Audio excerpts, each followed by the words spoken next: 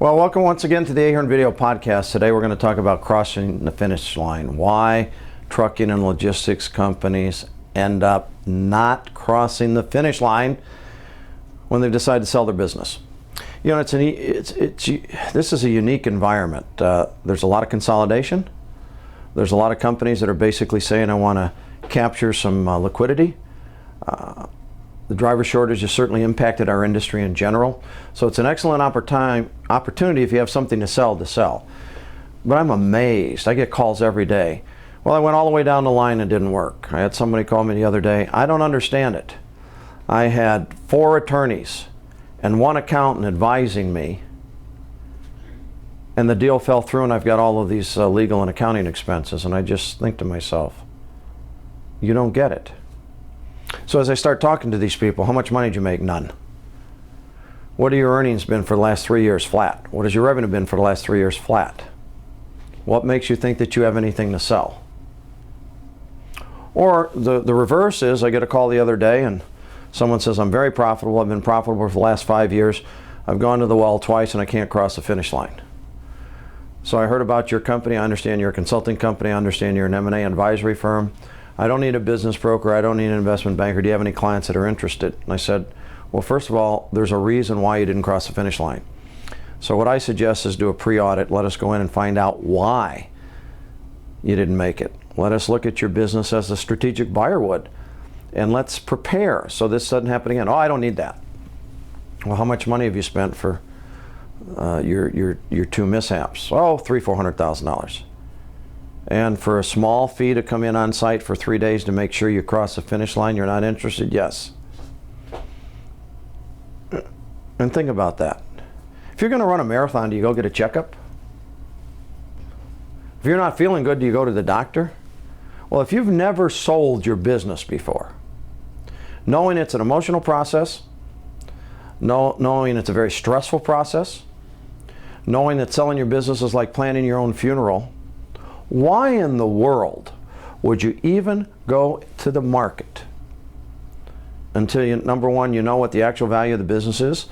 2, you know if there's any information that you can't capture that you have to start capturing before you ever go through the process? And 3, why would you have 3 or 4 attorneys involved before you even have a letter of intent or a contract to purchase? In one incident, I got a call from a seller, and they said that we're not making any money, and oh, by the way, we're negotiating to sell our business, and oh, by the way, the attorney and the accountant don't have any trucking experience that we're using, and oh, by the way, since we have to continue to run our business, we're going to go buy new trucks. Does that make any sense? And what I've learned in all of these processes after 28 years of owning this business is get your ego out of the way. We all need help. If you're sick, you go to a doctor, you need help. If you've got tax issues, you go to your accountant, you need help. If your children have problems in school, you got a tutor. Well, if you want to take on the most important decision of your life and make sure that it's a success story, then get help. The fundamental reason why people don't go through a process I've just discussed is because they let their egos go away. I know how to run a trucking company. I know how to do this. I know how to do that. Recently, I did an interview for Fortune magazine, and one of the things they were asking on is they were focusing on the trucking industry and why there's so much consolidation. And they said to me, do you have any statistics on how many deals actually fall through? And I said, I don't think there's a national average on anything, but I can tell you in our practice, 60% of the transactions don't cross the finish line because the sellers were not prepared.